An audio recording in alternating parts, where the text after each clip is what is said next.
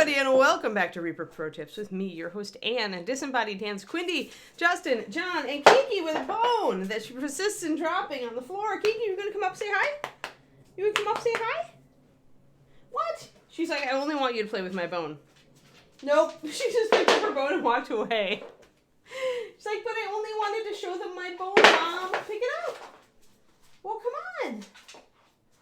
Well, come on, you can show them your bone. You just have to hold on to it. Can you get up? Oh, she's very bitey. Nope, we're not going to encourage the bitey today. Nope. Take your bone. Take your bone and be exiled. Yep. Yes, we're taking your bone and we're exiling you already because you're already bitey. You're already bitey. Yes, indeed, here you are. There's your bone. Exiled. No, ma'am. No, ma'am. No. Yeah. Too bitey lately. We have the terrible preteen is what we've got right now. Terrible. Very terrible. I will be happy when the mouthiness passes around to 1 year. How about that? Yeah. Yep. I do not tolerate choppy puppy. Old Norse word for thank God it's not Monday anymore. Funny.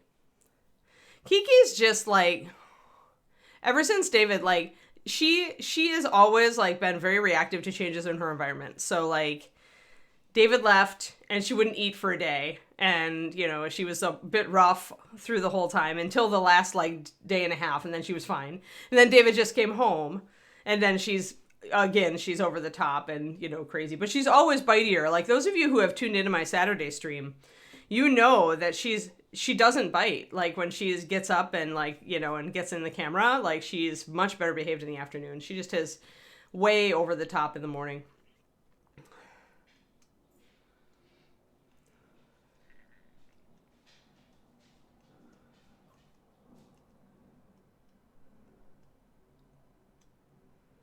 Oh, super.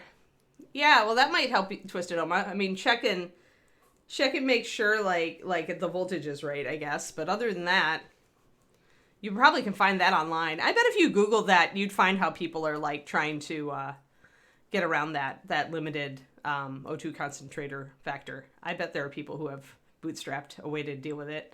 But that sounds promising. Yeah.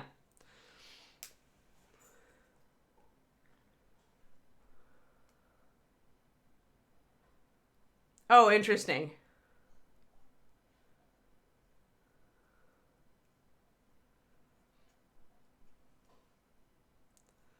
Yeah, interesting. Well, Turgeon, we'll do what we can. I mean, it's Amazon, right? They're gonna be annoying no matter what.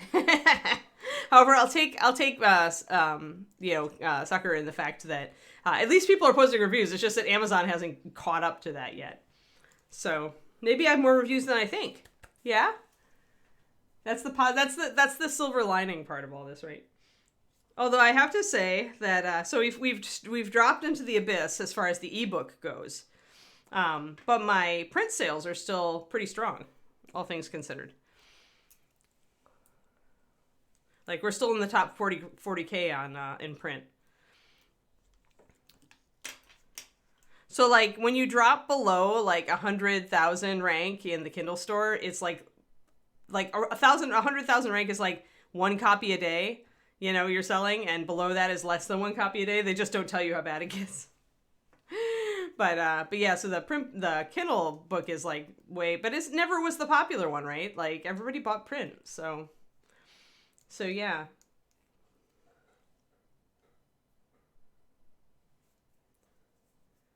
Well, at least you've got at least the reviews on Goodreads, though, Turgeon. That's the good thing. I mean, we'll be patient. I mean, I'm sitting here waiting for freaking Ingrams to actually stop reviewing my goddamn book file. You know, it's like ages, over a week. I'm like, this is like the digital age. How do you survive, right?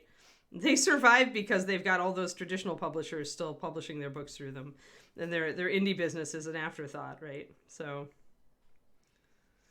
it's just silly, but roll your eyes. I mean, the first book isn't the important one anyway, remember?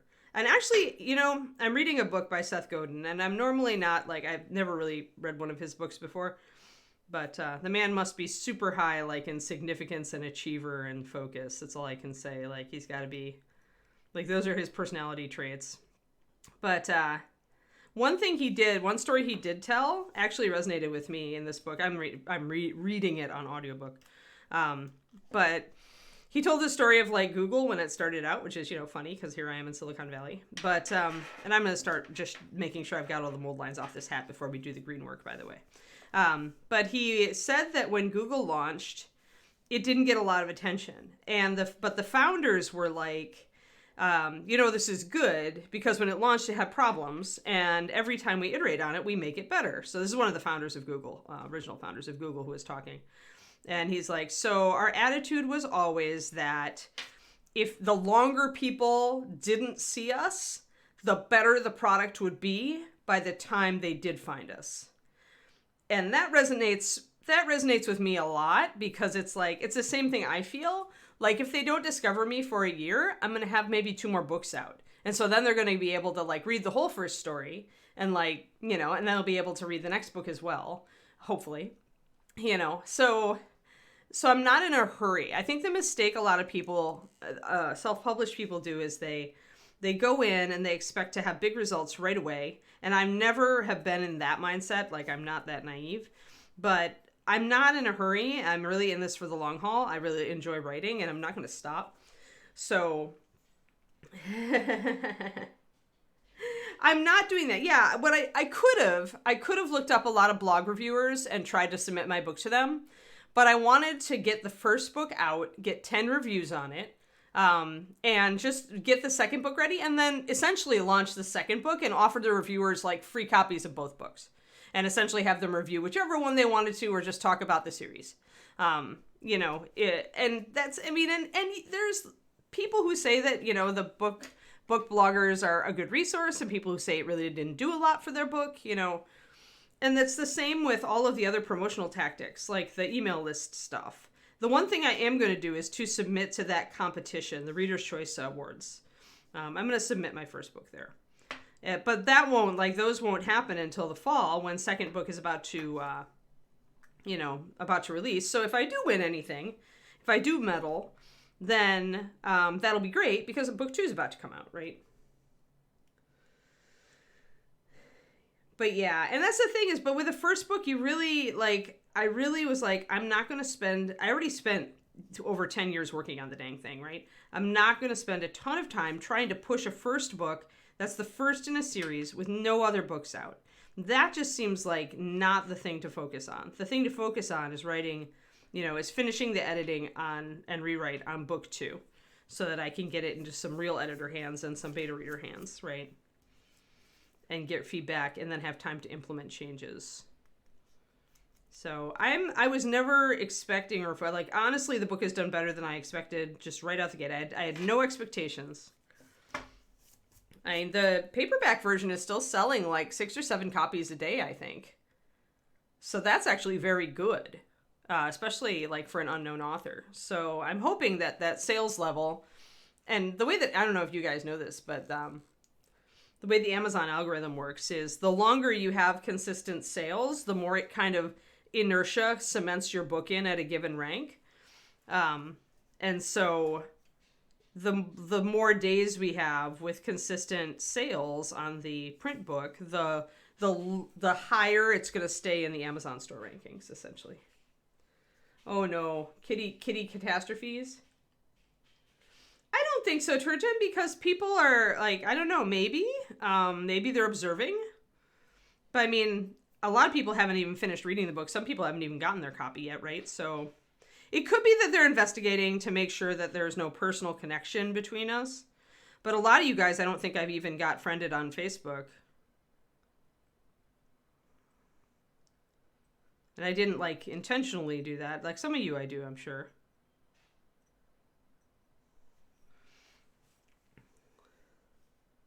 So yeah, it could be that, they were like, hey, who is this person and who are these people? But it's not like you were giving me all 5-star reviews either, right? But they are really, Amazon is pretty serious about keeping their review system unbiased as much as possible. So it could be that they are investigating. Who knows? But I'm such a little blip on the radar. I don't know why they would bother with my tiny sales, right? But yeah, overall, Oh, no, Inara, I'm so sorry. Anything that involves carpet cleaning is like, Yeah, I don't Facebook anymore either, except for business, Pendrake. I do it for my dog nonprofit, and I do it for this.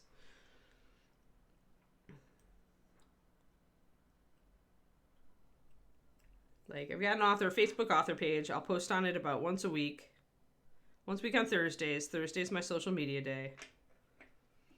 And that's about it. Because otherwise, I'm not I don't enjoy Facebook. I use it to keep up with people, but the problem is I have so many friends that it's impossible to keep up with all of them. Like Facebook friends, I mean. But so many people have been very gracious in reposting my book and everything, so I'm very happy about that. And yeah, we'll see. We'll see. Maybe the reviews will eventually occur. And I mean, I have and I should have fixed the mailing list thing. It turned out that the campaign was marked like pending, and I hadn't actually clicked the go live button on it. So hopefully, like, if people are finishing the book and going over to sign up for the mailing list, they're getting the stuff. They're getting the novella. So yeah, so we do what we can. We do what we can. But I'm not in a hurry to like put a ton of effort into promoting a first novel. Like, I feel like it's good enough that it's out there. We have plenty of time. Much rather have the second one out and then start promotions. Maybe it did, Inara. Yeah.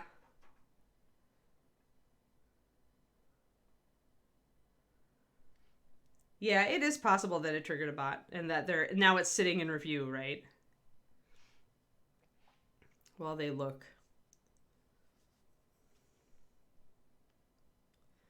But I mean, they can't literally flag. I mean, lots of authors leverage a Twitch or YouTube platform or social media platform to like promote their books. So it's not like they're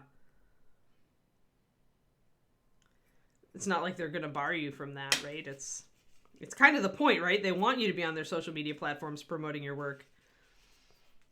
So they can't very well, like, give itch about it. There. All right. I just want to make sure we get all the little mold lines off of this guy. Since he's regular bones or bones, I think he's bones black. It feels kind of like more bones black material. But it can be a pain to remove mold lines from bones black, so I'm just going to do some scrapey stuff. And I need to get... Oh, Minara, that's double bad when you're sick and your animals are like making bad messes. Yeah, I'm so sorry. That's just the worst because you have no energy and you feel ill and yet you have to deal with the cleanup. Like, I have been in that boat so many times. I was in that boat during surgery. Like, or after surgery when I was supposed to be recovering, right? Yeah, so I have all the feels for you. I'm so sorry you're dealing with that right now. Get through as best you can.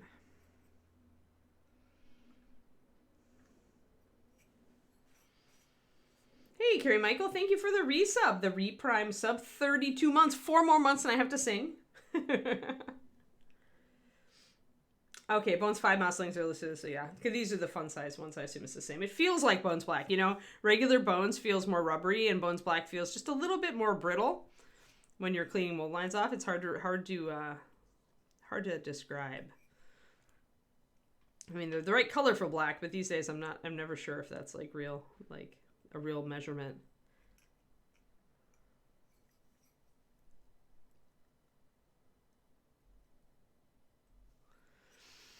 But yeah, so I'm very happy with the way that my trade paperback is still selling. I mean, that's pretty funny to me.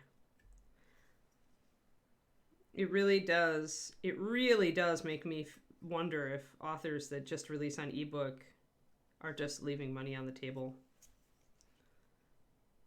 At least maybe for my genre. I imagine people like romance, I could see ebook being the big thing you want to hit, because like usually romance readers are pretty voracious and they might read up to 2 or 3 a day if they have the time, and so you don't want to buy all those books. You would fill up your entire house in no time.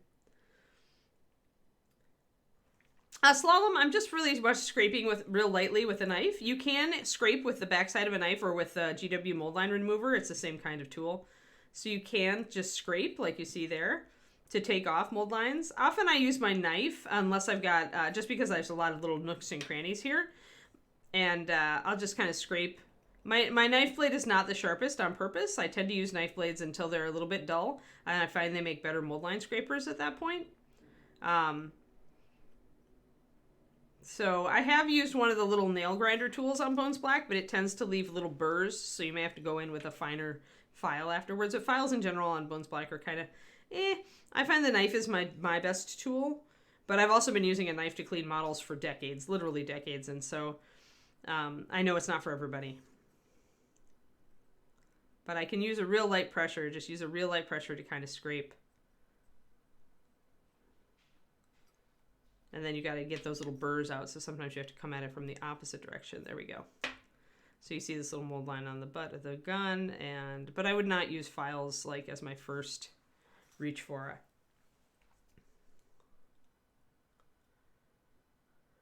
Oh my god. Dear Karanico, that's just terrible. But yeah, Bones Black is a little more scrapable. It's not Bones like straight up Bones, the original Bones. Always I would use the knife blade to cut the mold line out, or I'd use green stuff. But Bones Black is brittle enough or is hard enough because they're a little bit higher on the durometer that you can actually scrape the mold lines off by using the back of your knife or the front of it if you want. I don't use a super sharp knife though because I find that if you don't have a real light touch, it's really easy to take a divot out of the material. So do be aware of that. Takes a little practice. This is why I like Bones USA the best, because you can use really almost all the tools that you normally use on metal on Bones USA, and you can get a pretty good finish. Because the Cyocast material is more like resin.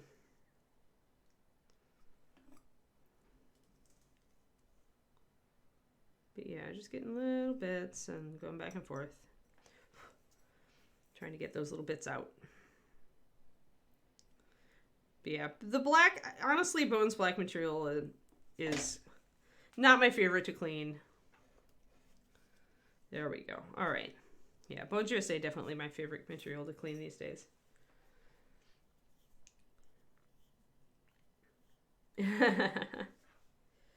Nice, Kornico.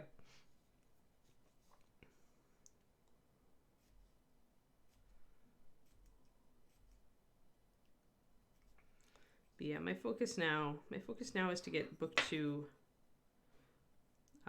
get the rewrite done, get the revision / rewrite done. And then we'll promote a little. So we'll have a complete story, right? This is the thing, it's weird. There is definitely a pressure, like, to people who write series, like traditional series, where, like, you take several books to finish one story.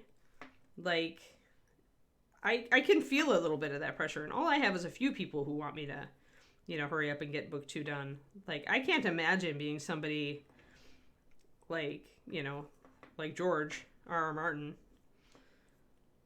where you've got millions of people all, like, waiting on you with all that pressure. Man, it's just hard. Where Neil Gaiman actually talked about this. He said after Sandman that he had no interest in writing series. We'll talk about this in a second. Because there had been such pressure, like, during Sandman to finish the series. Like, it was just, like, it made it hard to work because of the social pressure.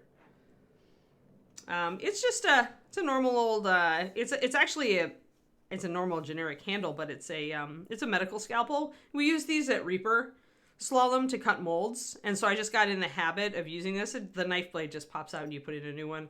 But I like this scalpel blade a bit better than the straight blade that you find in a lot of X-Acto knives. That said, it really doesn't matter which one you use. I just got used to the angled blade when I was at Reaper, because if I needed a new knife blade, I would just walk back to mold making, because when they're cutting rubber molds, they need the sharpest knives. And the minute they don't have the sharpest blade, they just discard the blade. It's more than sharp enough to still clean miniatures with. So I would always go back to the mold making department and just snag a few blades when I needed a few and just keep those in my drawer. And they were like just a little bit of a hair off of perfectly sharp, but they were still perfectly usable. But that's how I got, like, this is my knife from Reaper. This is the one piece of Reaper gear I took away. I stole from the company. Don't tell Dave. I stole a single X-Acto knife holder. But yeah, so I just like the scalpel blades. I've got, like, I've got a sleeve of a few of them down here. They're easy to replace. I think it's a number 25 blade is what it is. Don't remember. But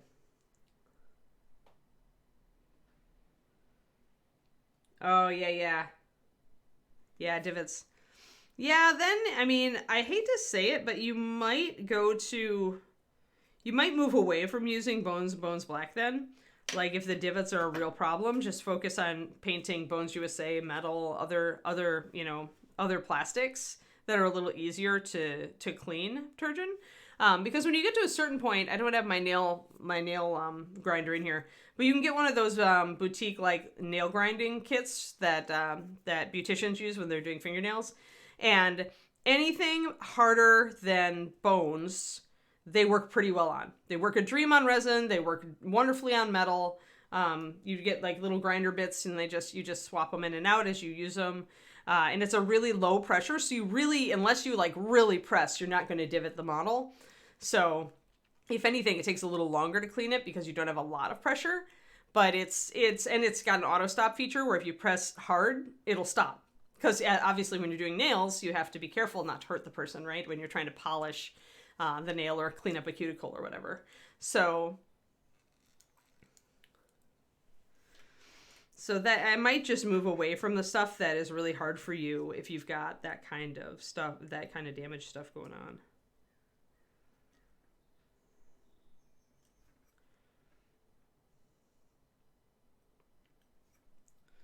Alrighty.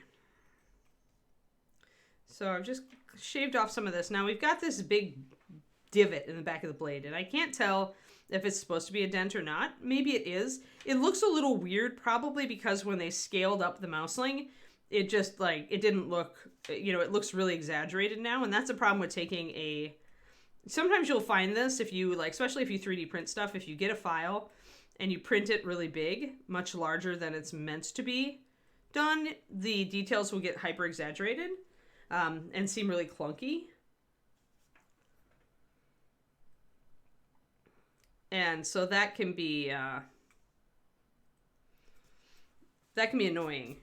So what I'm doing then is I'm going to shave down some of this roughness around the divot, and I'll keep it as a dent, but I'm going to flatten the blade a little bit and make it a little more shallow.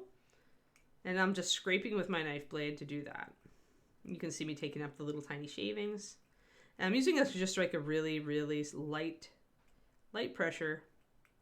Trying to flatten it down a little bit. Once again, with Bones Black, files tend to just leave little plastic bits, and so it's not ideal.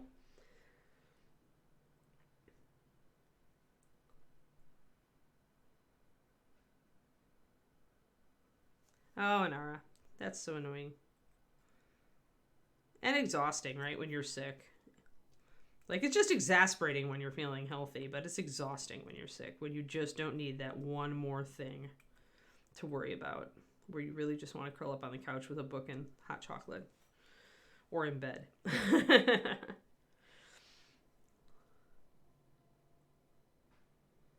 All right, so now I'm going to kind of get my knife in and clean the divot. Kind of try to sharpen it up a little bit.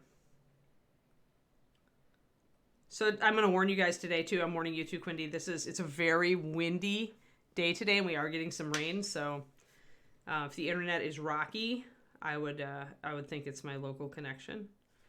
We've had so much weird weather here, and so many power outages. Our first year here, I think we maybe had one short power outage, and this year we've had 3, and one of them was several days. So it's kind of awful. So yeah, I'm just kind of like working at it, and don't be in a hurry on this stuff. I always find it during this process, if I'm cleaning a model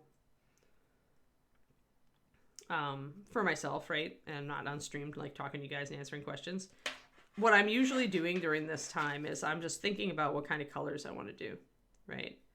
Thinking about like colors, maybe like where I'm going to use some texture, or if I want to do weathering, or all that kind of thing. I'm just kind of just ruminating on it as I clean the model, because it's a really good time to do that, because you're looking at the details of the model, and you're you're communing with the model. So I've got a nice scrapey dent up there. So we'll keep that, and we'll work at it. We'll accentuate it a bit once we get paint on the model. Still got a little bit of fuzziness here, so I'm gonna kind of scrape with my knife blade until I get all of that out. You can see those little bits.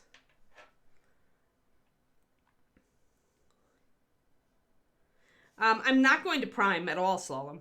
I don't prime Bones and Bones Black. I don't even prime USA, though I can. I have always found that the paint sticks just fine to Bones and Bones Black if I just wash it.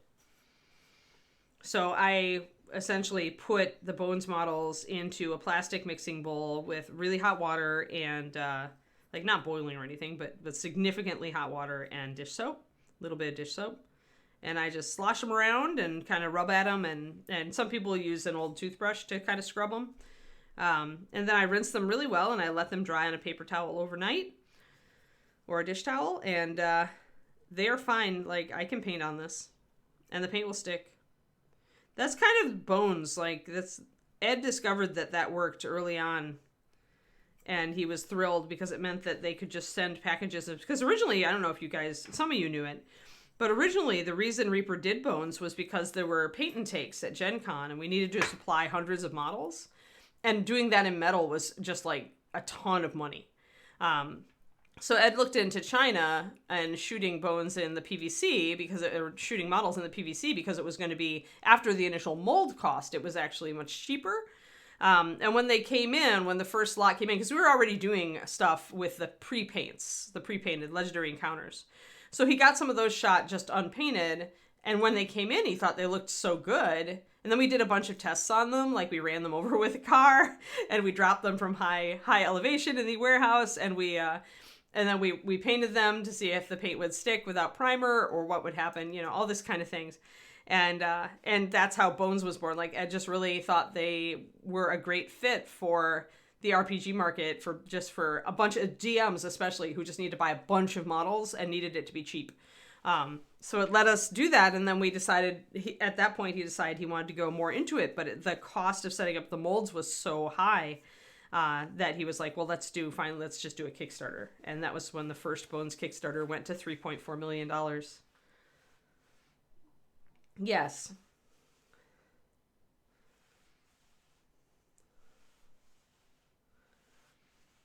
Yeah, there is Reaper brush on. You can do that. I would do the black first and then do the white, do a bit of sketch over the top if I was going to prime this guy. And maybe I'll do that just because, actually, maybe we will do sketch on this guy. Do you guys want to do sketch? Like, I'll just do the black and then I'll actually sketch in the highlights and then we'll paint with some thinned layers initially. What do you think of that? We haven't done that for a while. Do sketch? Okay. Yeah. I'm kind of in the mood for that. We could do that. And this guy's so cartoony that sketch would look good, I think. Yeah. All right. I wouldn't know, Slalom. I wouldn't know because I'm no longer at headquarters, so I don't go to the Monday meetings. The Monday meetings are when all the news is shared in the company. The Necromancer. Yeah. Yeah, and I think this guy's a little better for it, honestly. He's got really hard texture on him. Yeah, like we're not finishing the. We're not going to put up a new Kickstarter yet. Let's just put it that way. We've got fulfillment to do. We haven't got fulfillment on the last one for sure. Most of the previous one I thought Inara was done, except for like the addendum. Is it the additional stuff, like the 0.5 stuff that's still not fulfilled on the? I think that's not quite true though, Inara. Like, we have the vast majority of fulfillment done on the 2 out of those 3. Like, the last one is the one that's totally not been fulfilled. So the last, whatever it was, Bones 5, Bones 6, I don't remember anymore. The last one is not fulfilled. The majority, yeah, okay. Little bit of 5 in Base Boss. Okay. Yeah, that's true, Pendrake. That's a good point. Yeah, I always have watched them, Twisted Oma, but I've never needed to prime them. Unreleased. But wait, unreleased is different from not fulfilled, right? Or are you saying that it wasn't ever released? I just want to make sure that we're not spreading, like, I want to make sure I'm understanding you. Because I thought there was, that we were fine, but I don't know about Base Boss. I haven't been, but to me, unreleased is different from not fulfilled, right? Like, if we still have customers from the Kickstarter waiting on their stuff, then that's different. But if it's just like things like Dragons Don't Share that never came out for some reason or another, then that's, I think, to me, that's different. Didn't make it to... Right, but that's not, like, to me, that's not unfulfilled. I don't know. Fulfillment to me means the customers all got their stuff. So, unreleased, it's just wording. I probably was confused. I thought you were saying that customers from the Kickstarter didn't get their stuff, and that was like, I was like, whoa, really?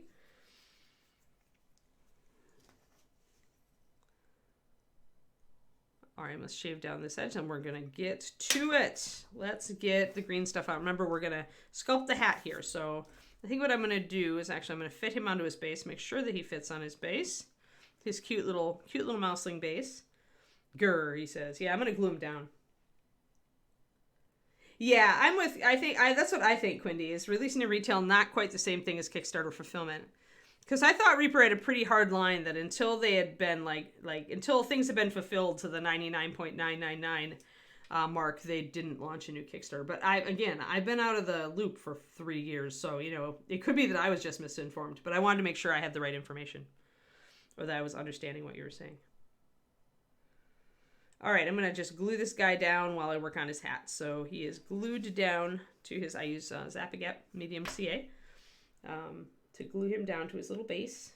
Make sure he's nice and solid on there. Luckily, he does stand in his base really well. So I'm just going to get him in there, settled in with some glue, and I'm going to push him out of the way. Then we're going to do some green stuff. Hey, Julian Bob. Oh, okay. 5 and 5.5 were done. Some missing models because of a quality error. Okay. Yeah, okay. So mostly fulfilled. Not completely. Got it. And Bone 6 isn't even closed yet. Right, yeah, I always see the updates.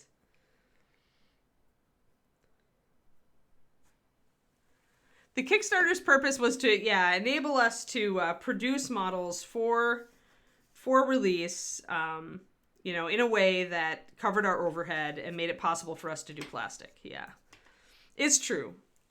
But, I would be seriously alarmed if backers hadn't gotten their stuff. I understand if it takes a while to get stuff into release. And who knows, the other thing that happens is that, especially with bigger models, a box may not work out, or tooling may not work out, or they have to redo something, and, and so we have to, or we get a trial and there are big problems with it, it has to be redone, and then the money has to be, has to get freed up for that.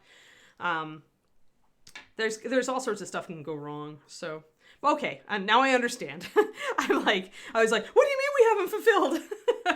I was freaking out there, and I'm not even a full employee anymore. Oh dear. Oh, Base Boss 2 fell behind because it was Ed's things, so that means it has to go to somebody else, right?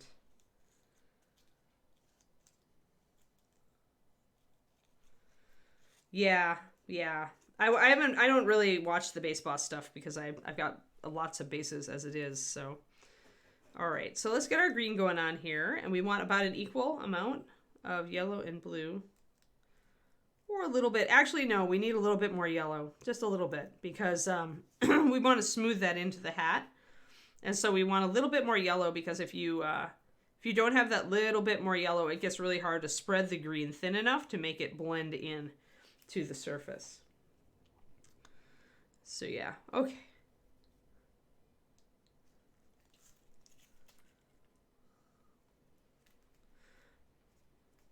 But yeah, so Reaper has fulfilled their Kickstarters up into the last base boss and the current one, which is still open for ordering. But has not moved some of those models to retail. Good. All right. I understand now.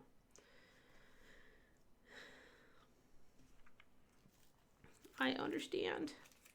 Quindy, we're only a few small days away from my my anniversary. Tell Justin I want to give away some $100 gift certificates. It's 20 years. Reaper can put up a few $100. A few $100 to reward the people who watch me every day. That's my opinion. Purely my opinion. Bone 6 near the end of the year.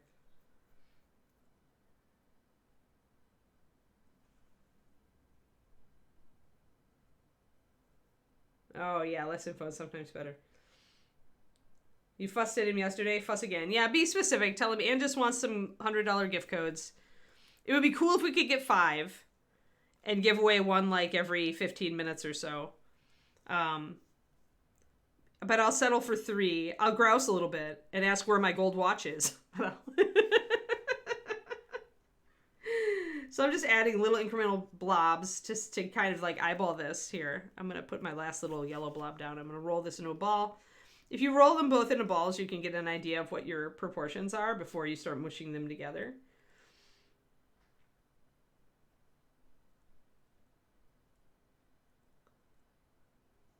You like boats though, Pendrake. Admit it. You like boats and you cannot lie. Okay, so we have a slightly more yellow than blue. That's good. We'll take these and mush them together. Mush, mush, mush.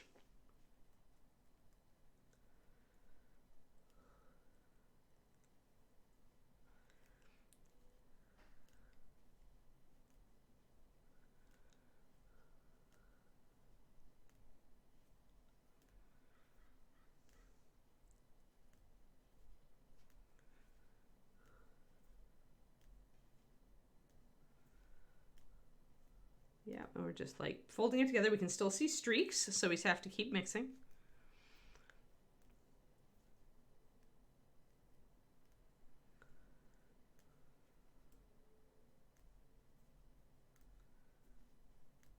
Siocast watch and tell you to do NMM on it. Oh my god.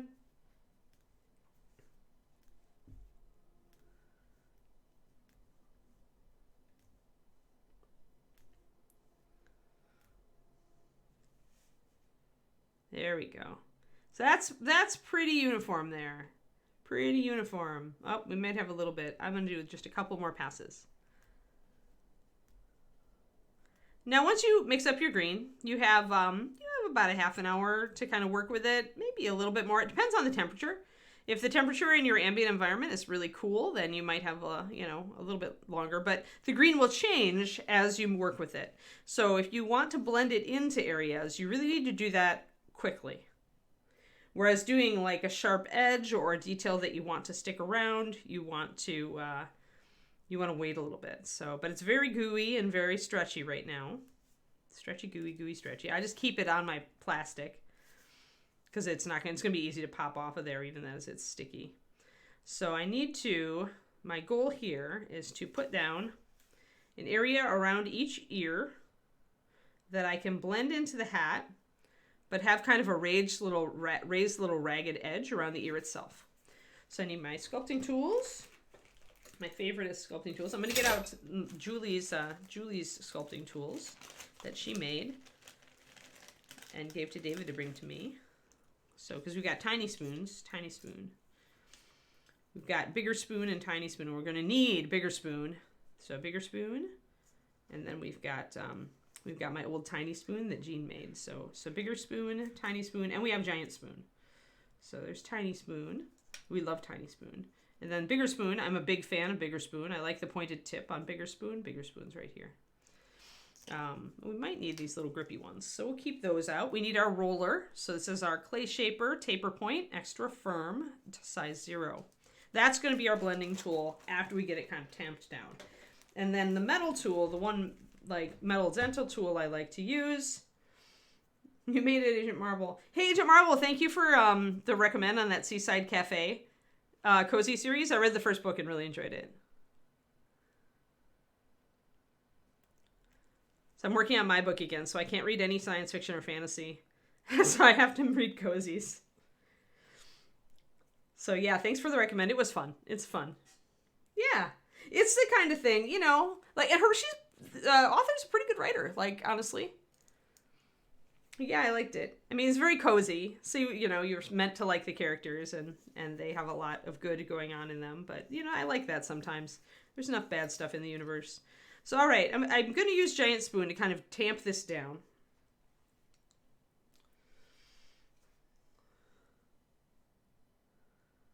Oh, nice, Croniko. But yeah, but it's a good feel-good mystery. I like it. I've never been out on the Carolina coast, but it reminds me of being on Cape Cod, the descriptions that she's got.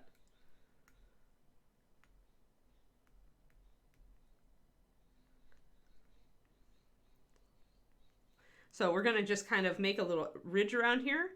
And in the beginning, I find that the big metal tool actually works really well because it just lets me really bring a lot of force down and squish this down. Whereas with smaller tools, I have a hard time wielding that much force to really, really tamp down the edge. So here we're going to kind of squish this down against that. And we want to bring that up. So I probably didn't need that much on the front part, but you can see now I can use and I'm using water as a lubricant, by the way, because I want to paint over this and I don't want to have to wash it. And I'm going to just use giant spoon here to pull out the green until it blends in with the gray. And I'll get a little bit more refined about that in a moment. But big spoon works really well for this, giant spoon. Giant spoon does work very well for this. Now I do need to flatten this down for a bit, and I might need to take some of this green off, kind of scrape it off over the side here. And I might need to scrape off some up here because I'm going to have an awful lot of it. So when I see that, when I'm like, well, that's about what I wanted, and here I've got a bunch of extra green, I'm going to just take that off with my, actually, little spoon, or medium spoon might be the best tool here. Since it's kind of got a nice sharp edge, and it's got that tip, then I can cut with it and kind of roll up the excess, and then put it in my blob.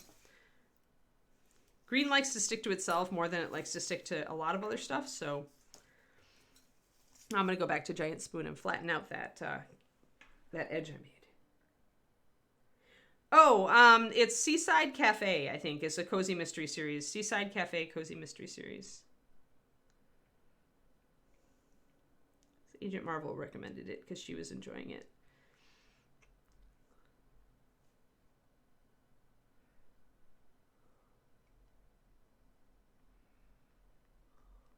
It's a very small town.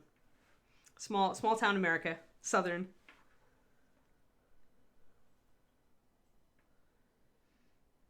So yeah, if you go to Amazon and you search, or if you Google search Seaside Cafe Cozy Mystery, you should end up with it. I don't remember what the first book is called. I just searched for that and I found it.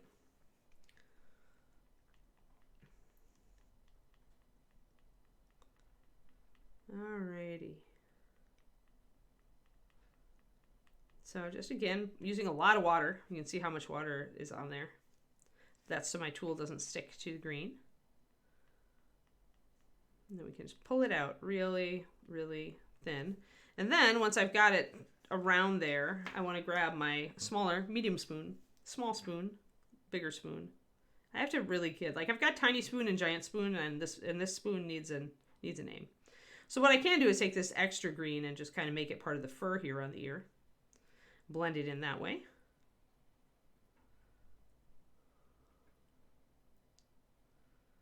And I need to make sure there's an edge here and scrape some of this green off of the hat band. And then I want to make sure I've got that edge down there. Then I can use my rolly tool. So let's do the rolly tool. Rolly tool is good. Notice how then now the ear looks like it's sticking up through the hat, right? That's what I wanted. Oh, it's just like Kiki. She actually tagged me the other day. She was really a demon when David was gone, and I forget, I think it was Frisbee. She actually jumped up for the Frisbee when I wasn't ready and scored my hand instead. It happens. We've gotten a lot more hardcore on the biting stuff, but she's still a puppy, and so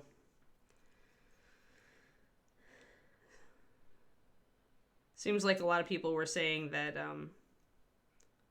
like the other outcross litter was like it was around a year when their dogs started being mouthy. So I think that's likely to be about what I'm looking at. I have to live through another 3 months with Kiki before she stops. The tool end of the leaf. That tool end, the leaf. Ah, okay. So it's not a spoon, it's a leaf. We'll try to remember leaf. Thanks, Julie.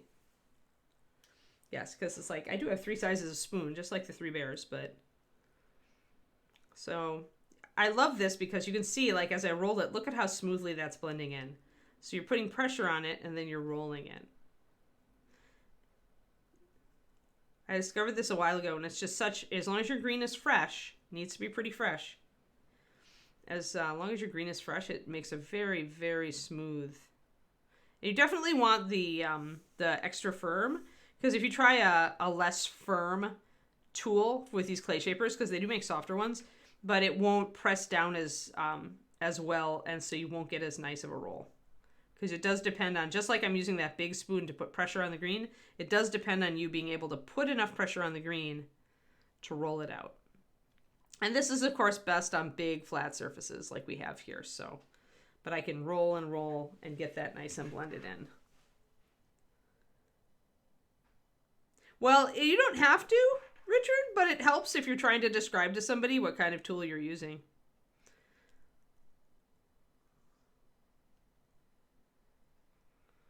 And when you're a sculptor, I imagine people ask you, what shape of tool did you use to get that effect? So, makes it a little easier if you have a descriptive name. Alrighty.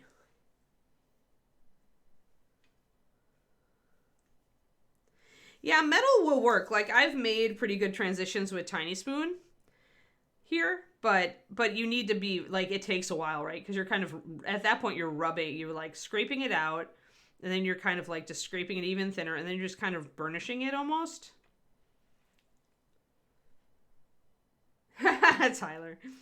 Oh, man. Maybe.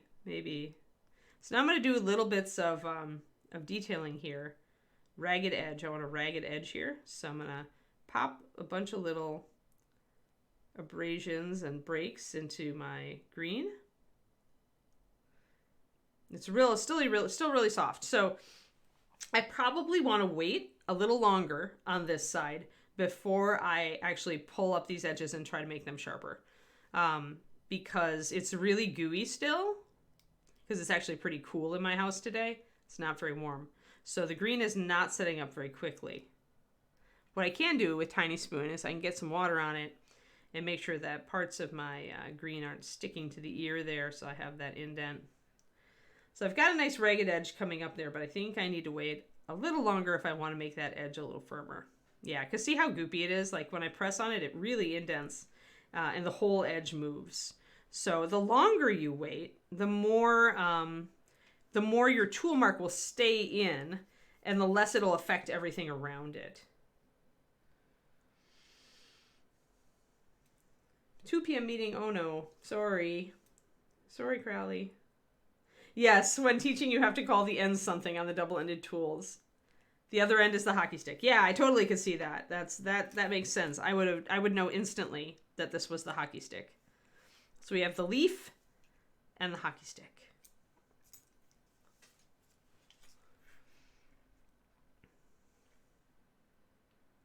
And I think I can actually remember that through a memory trick because isn't the Toronto hockey team called the Maple Leafs?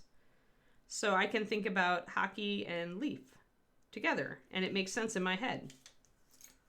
All right, so now we're going to do the other one. We're going to try really hard not to fingerprint this, and I'm going to have to keep an eye on, like, I think I need to get a little smoother in this area here.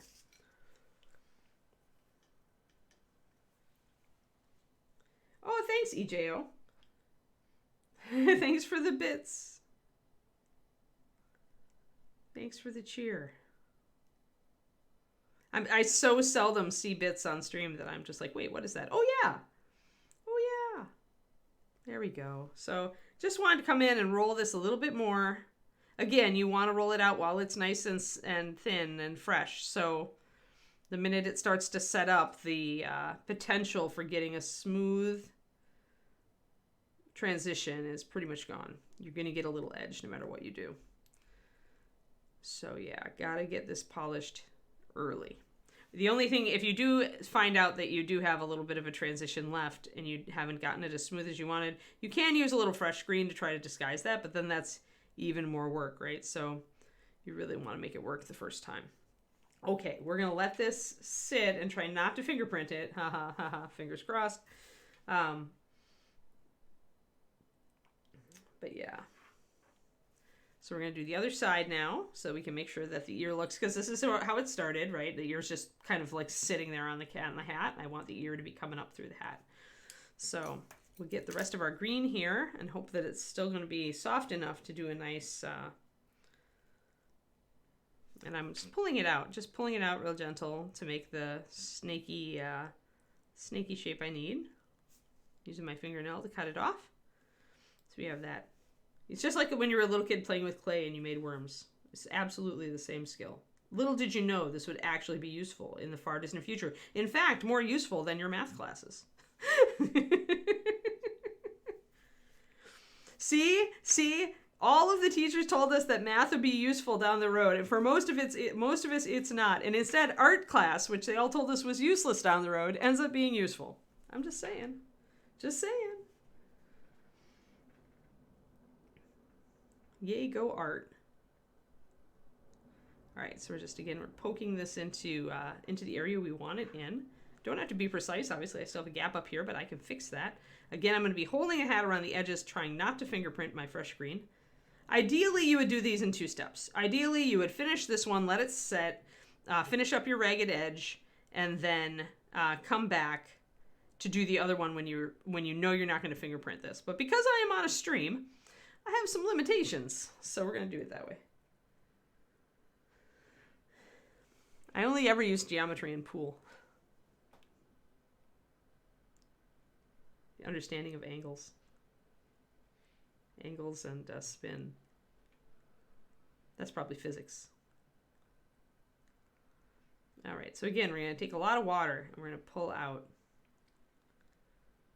And this big flat spoon, giant spoon, is one of those standard tools that you can find in the wax sculpting kits, the old dental tools. This big old spoon. And on a model this big, I use giant spoon quite a bit. And again, we got a little bit too much putty, so we're gonna take it off and just plop it down onto its brethren over there. Maybe a little bit, but I mean, all you guys are in this hobby too, so like you could use this technique and get some actual use out of it. And see, now we're running into problems because there's a very little space in here, so I'm going to have to use tiny spoon and not giant spoon to do my initial press for that little tiny bit, because giant spoon's just too big. Just too big. We're going to scooch around back to the front and make sure we're pulling it out as much as we can. So you do one round and then you do another round and you just pull it out and press and pull. You're just squishing it down and pulling it out to try to get it as thin as you possibly can. The challenge here is that if you put too much water down, you're going to get water underneath the putty and it's going to start stringing up. And then you just got to stop. Or you can sometimes use a tissue to suck most of the water out, but it may have jeopardized. You may just have to take the green off and try again. So using this to press it down, okay. Oh, I fingerprinted this side. I knew it was going to happen. I knew it was going to happen, guys, but that's okay. I didn't damage it. I just fingerprinted the edge. So let's take our tooly thing and we'll roll out my fingerprint.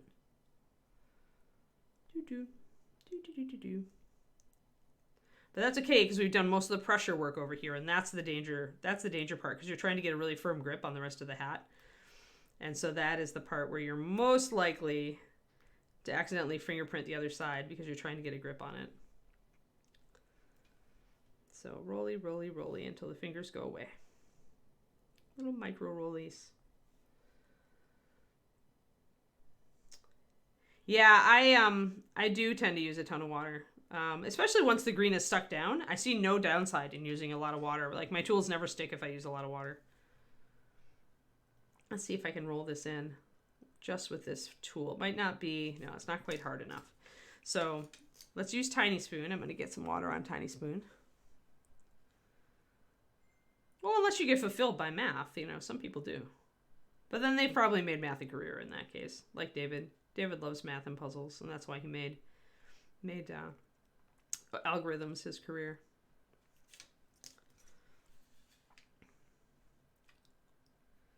So now we've got it kind of pulled down and out. We can bring our clay shaper in, try to blend it in. I can try to use this like the tiny spoon and kind of press it down and pull it out. It won't be as effective as the roll. The roll is much more effective in my opinion. But I'm starting to get to the point where my putty is not quite as fresh, and so we're getting that little bit of a feature. Now, if you only have a tiny bit of a rim here where your green tries to blend in, you can actually tackle that just by using a glosser or matte sealer and probably doing some fill-in. But I'm going to take tiny spoon and try to fudge that in. Fudge that in. Make it thinner. Pull it out. Even if I leave a little texture.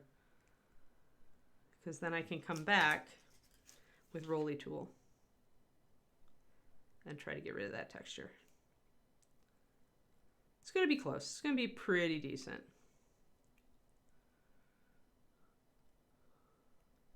But yeah, primers and sealers, brush-on primers also are great at globbing up detail. Usually you don't, usually that's not a feature, but when you're doing this kind of thing, it sometimes can be because you can put on an extra layer of primer and hide that texture.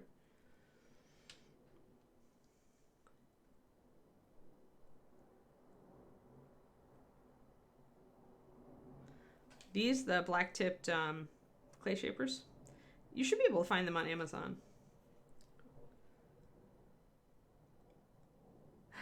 Tyler.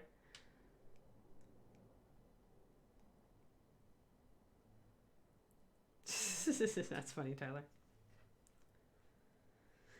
Well, there are other aspects to computer science other than math. If you really like logic problems, if you really, if you like relational algorithm, and there's other, you don't have to be a huge math buff to do well in comp sci, but it doesn't hurt. My husband has a PhD in mathematics. He loved math. Loves, I should say. Loves. He's always like nattering on at me about probabilities. Which is good when I need him to.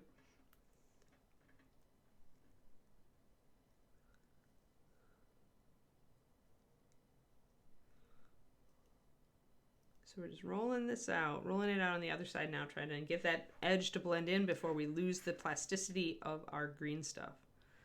I'm trying to, again, to be very careful and just support the underside of the hat and hold on to it in places where I don't have green stuff so that I'm not fingerprinting. It's going to be a little rough on the front, I think. I can see little bits where I've got still a little bit of edge there.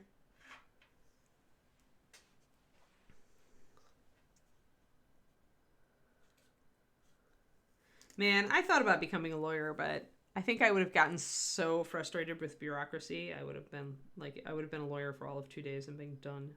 Would have wasted a lot of time going to law school.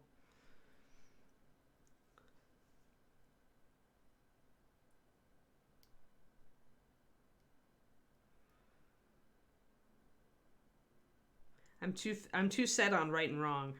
Is the problem? Is my moral compass is very, very strong.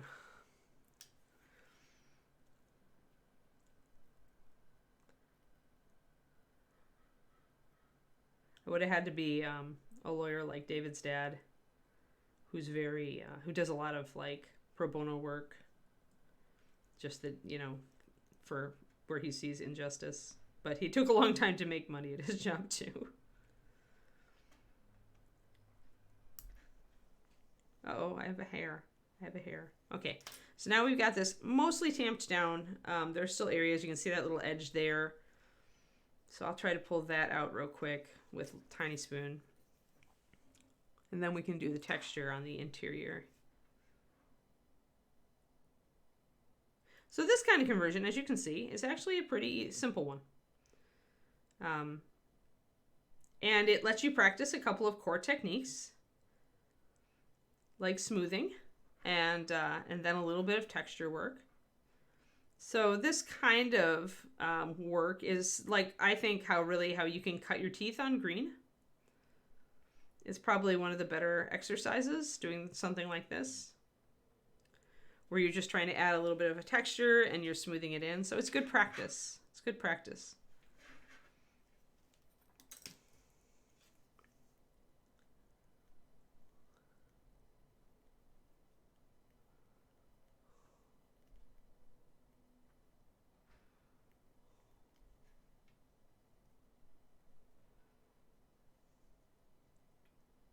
All right.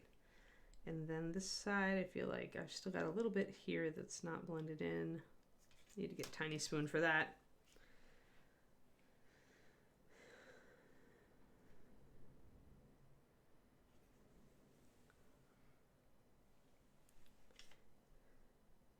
Oh, bye. Sorry, bye, green users. Thank you for the help.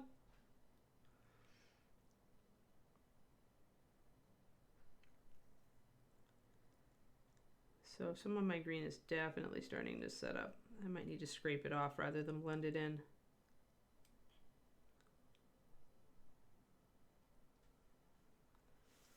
But yeah, so when I first started working with green, I was really scared of it. And but this kind of little conversion stuff is what I started with. Just like adding little tiny bits, or, you know, trying to add like a foxtail or a wolf tail as an ornament on some character.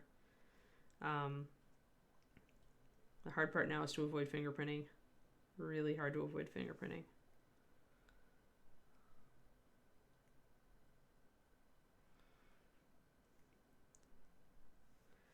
And it's just good practice. So if you're looking to get good at green, just do little stuff like this. It'll give you confidence, and it will, you'll start to learn things like, how long does it take for the green to start to set up? Like, how much time do I really have to work like an edge like this to make it blend in, right? And then once that stops being feasible, then it's probably time to go back in and start putting in details. But you get a feel for that the more you do it. If you never do it, you'll never get a feel for it. With my mind. Quindy.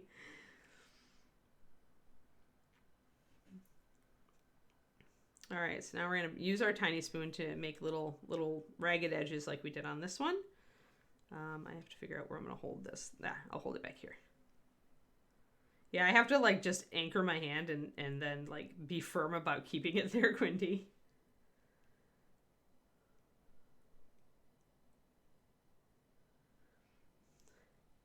Yeah, usually I'm not a big, like, I don't do big into conversions because it takes so much energy and time.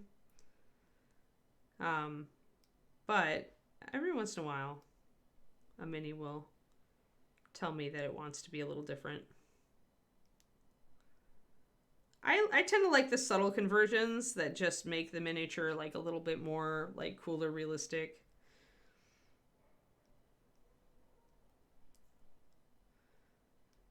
And it has given me a lot more confidence with green. All right, so now when I poke my tool in here, the edges stay firmer and the whole thing doesn't move. So I know now that since my tool is getting some resistance, now is the time to put these little notches in around the ears to make it look ragged, like the ears have been sticking up through this hat, you know, in all of the travails he's gone through. And the edge has definitely seen better days, right? But now is when I can make those notches a little wider and more ragged, like, you know, the notches out here. Like any hat that has bits eaten out of it is it's not going to be super clean up around the ears here, so.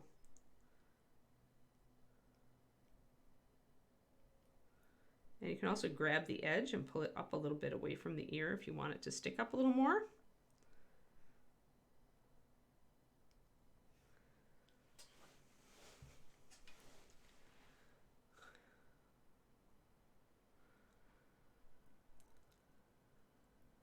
Good. Yeah. Yeah, right? Yeah, Rescuer's Down Under, you're right. He's a Witchhunter type, but you know, you could do that. Yeah, the hat is definitely like that, right? So I like this side now. I've made that pop up. Now I need to accentuate this side. So let's find a new place to hold it that's not dangerous.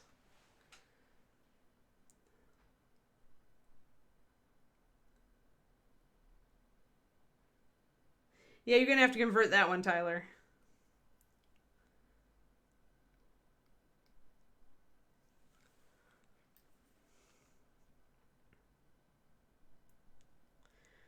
So I know that my, I think the first is on a Saturday, right? So if we can't do Friday for my anniversary celebration, we'll do Monday, Quindy. Like if Justin is still out to lunch on stuff, we can bug him over the weekend. Just let me know what day or let us know. So I'm using Tiny Spoon to kind of pull the edge away from the ear and to kind of poke down into the green to make more of a hollow here.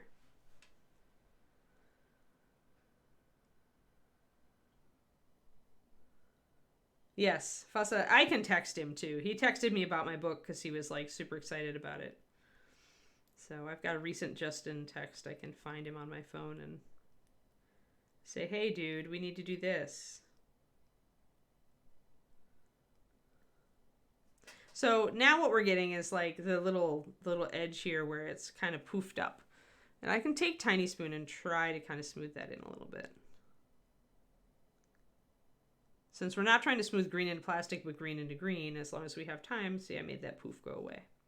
So when you see these little poofs, you can take a little water and try to blend them in a little.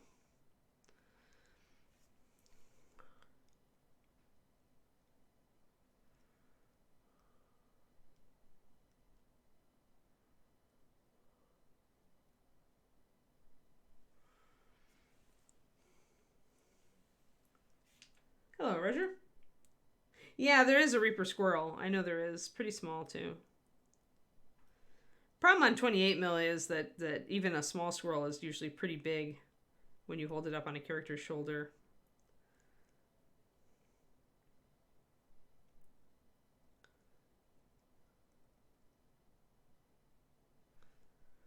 Alrighty. There we are. We have a hat with ear holes that are much more realistic. I'm happy with this for the most part. I'm going to just go around and see if there's any more smoothing I can possibly do if I really press.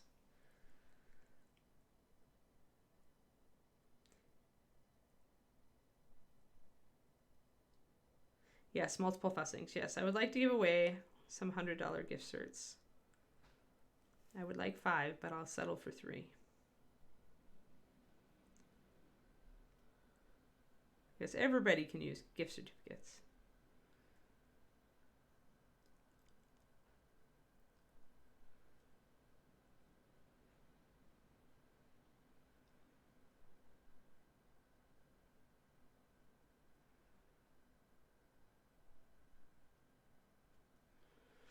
Okay, so yeah, just little bits here now. I'm just going in and I'm using Tiny Spoon to see if I can tamp down. If I see any edges that are probably going to show up when paint hits them, I'm just going to try to scrape them out a little bit. I know it's probably not going to give me the best result right now at this late in the process, but...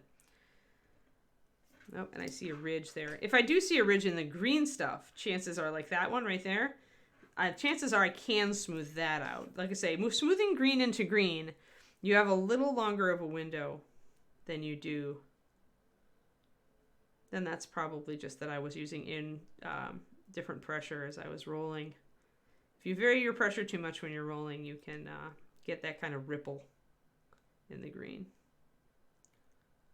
But, you know, a little irregularity. This is a battered old hat. It doesn't need to be perfect, right? So that's the nice thing about doing conversion on something like this. And I can also burnish. So I'm going to like roll it in a circle across this big flat area with kind of keep your pressure as even as you can. And that can polish out a lot of imperfections.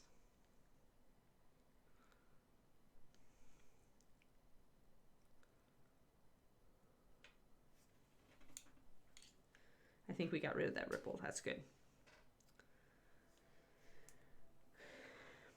Yeah, I needed to, well, in my brain, I needed to set up like what exactly, because I know it's always easier when Justin has a, hey, I want to do exactly this.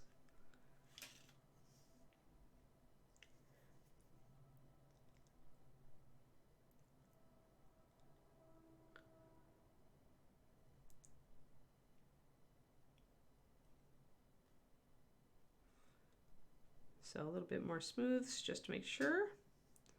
See if I can get it a little bit more. It's kind of a prayer at this point to hope I can smooth it in, but sometimes you manage to get just that little bit of extra burnish.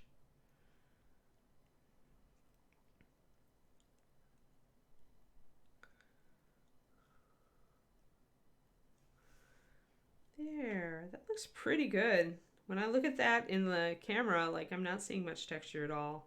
It's going to be really, really smooth. Like I might see a little bit of artifacts, but you know what? At this point, this is kind of a win. And the hat is rough anyway. So if I do a little bit of texture or paint job, I'll be like, I'll be pretty golden at this point. So let's try it on. Let's try it on, guys. There. Now he's grumbly. He's very grumbly, but he's less grumbly because he has a good hat now. His head is like, I think I can set, yeah, there we go. Setting it on firmly.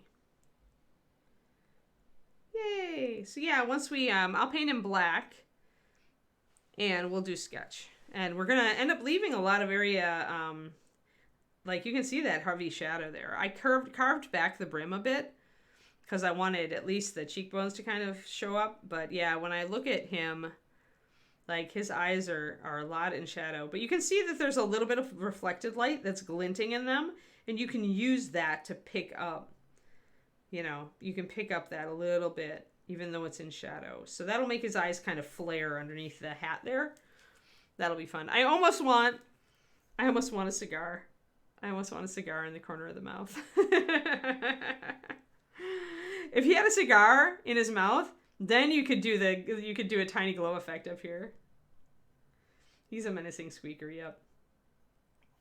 You can run the giveaways. Can't authorize the actually giving away. Yes, you can give away love. And plenty of Luca fists. Yeah, I think this looks pretty good, guys. I'm pretty happy. Yeah, exactly. I agree, Twistodoma. So I think this is gonna work just great. He's just really careening here. He's like crazy. Yeah, I like this guy. So yeah, we'll do sketch, and it'll let us like really talk about like keeping things in shadow. Maybe I'll use the same techniques I used on the other Mousling to mix like realistic shadows so that everything isn't just black. And we can do it that way, so you can still see like some reflected light and stuff. I think that might be fun. And maybe I have an extra tombstone sitting around up here. Maybe we'll do a little bit of a display base for him. Maybe. I'm thinking about it. You guys know sometimes I have the oomph to do that and sometimes I don't. So I'm gonna let that sit for a second. Let's see. Do I have a tombstone?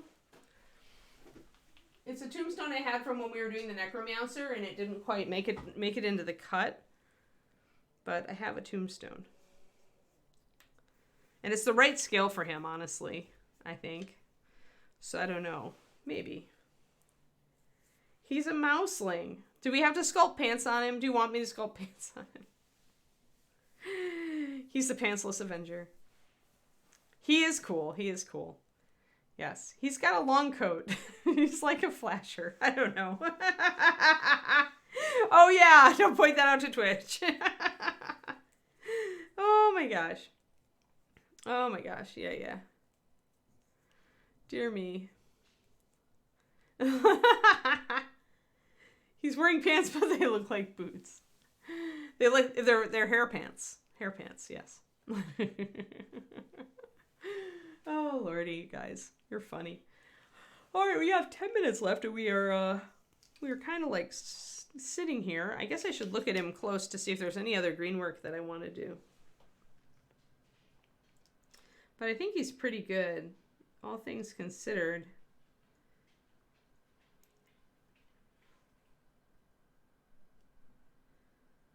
I don't think he needs much extra work. One thing, if I wanted to, if there were any big like divots in his fur, I could fill those in, right? There is a little bit of a gap here where his hat meets his ears, but if I tilt the hat back, that actually goes away. So I think we're going to be okay. I think we'll be okay on that.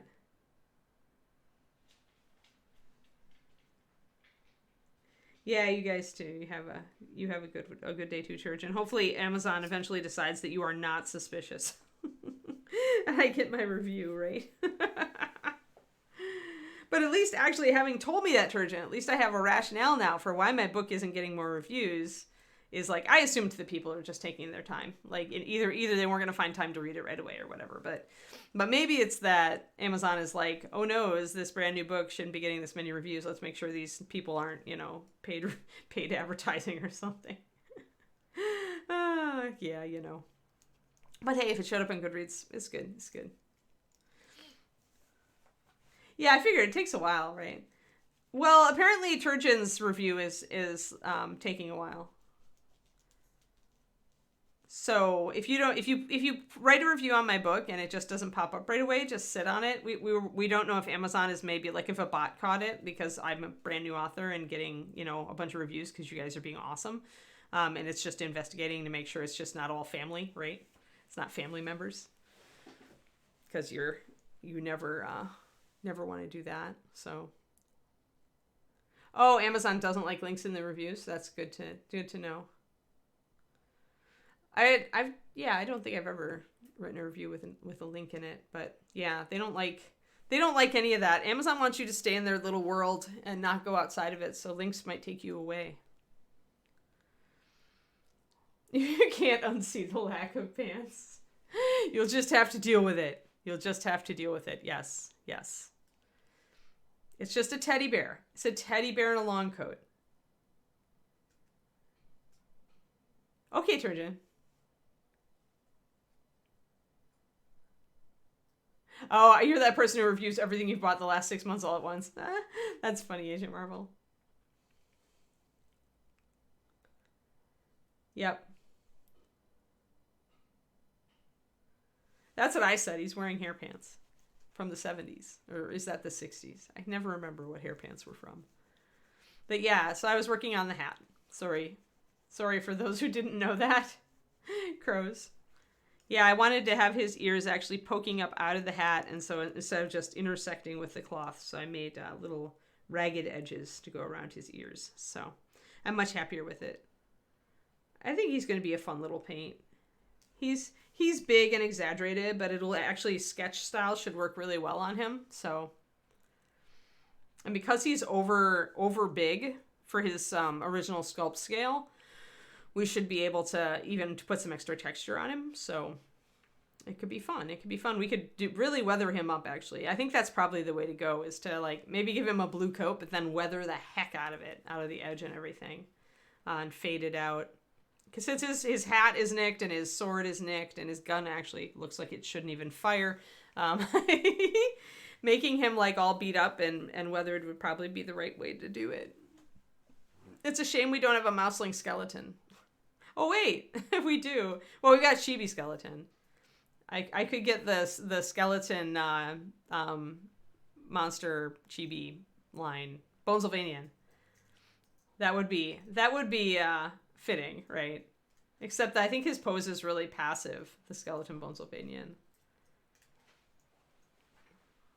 I could do the werewolf, because I've even painted him, but I don't know if that would, well, maybe it would. Maybe it would. How do they look together, guys? Like, that would definitely be cause for alarm, and it would be like a callback to the Van Helsing movie. Garnico, yuck.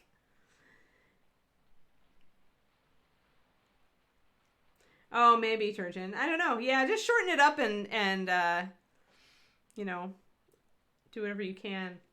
But yeah, so maybe. Oh, the Angora chaps, right? He's a witch hunter. He's an undead hunter. That's what I see. He's definitely a Van Helsing Mousling. But yeah, like maybe we'll see how he looks painted. If he looks like he fits with Wolfie here when he's painted, then perhaps we will have to put them together on a base. Because Wolfie's just been kind of sitting around because I was like, I kept feeling like he needed to be with another mini or something. But yeah, but they're the right scale for each other. So maybe. Although it'd be better if it was a were-cat, right? Cats and mice. But you're scared to Google it. Oh my god, you guys. That's funny. All right, well, I think we'll stop here. I don't see anything else I want to putty. I'll probably find something I want to putty after my green is all cured and can no longer be used for anything. That be the way it goes, folks. But yeah. So cool. So, yes, the werewolf is wearing pants, and so that's going to be, like, the worst, right? Maybe the werewolf stole his pants. Now the witch hunter mouse is like, you, give me those back. And the werewolf is like, no. Oh, man. Garnico is now going to be focused on, like, pants on all of our chibis. Pants or the lack thereof. Yes, there's too much to unpack there. I agree, Inara. Way too much to unpack there. Pants stealing werewolves. Yes. Yeah, I used to actually. I have a putty catcher. Richard, I don't know if you have heard of those or know of them, but where did my putty catcher go? There it is. So, sculptors usually are working on a figure, but I decided to work on a base. So I've made this pile of rocks, and I just need to figure out who to put on it. But for a while, all my extra green stuff just went to building up piles of rocks because it was easy. But yeah, mushrooms are very traditional, I think, because they're easy, right? You can make I need another pile of rocks right here, though. But yeah, the mushrooms are really traditional. You can just like do a circle and then cut it in half. But yeah, I need to find a model that will be cool on the top of my little rock pile here. But yeah. So that's where all my extra green stuff went, was the putty catcher. And it's nice because there's some holes, right? I could stick a little animal under one of these, or that little cave there. I could stick an animal in the little cave. But yeah, Richard. So this is because I like scenic bases, but I like to kind of have a bunch. Like it would be cool to have a bunch around, so I didn't have to like always reach for one. Oh, putty catcher monster tutorial on the Reaper forum. Thanks, Quindy. I didn't know that. So yeah, so this is nice. And the nice thing about rocks is that, here, putty. So this is my extra green stuff. Hold on, let's just do it quick. Rocks are so fast. I love rocks. I love sculpting rocks. Rocks are fun. So yeah, I want to keep this cave open so I can put a critter coming out of it. So here, I'll just grab my rock thing. Then I'm going to make an indent. And another little indent near the bottom. I'm using the edge of giant spoon here. If I want to do a more angular rock, then I need to use the putty tool to like start making angles of it, right? But as it is, let's just marry these guys up here and put in some big kind of cracks and layers like so. And then once we've got kind of a rough feel there, we're going to go to smaller spade, which is the other side of giant spoon.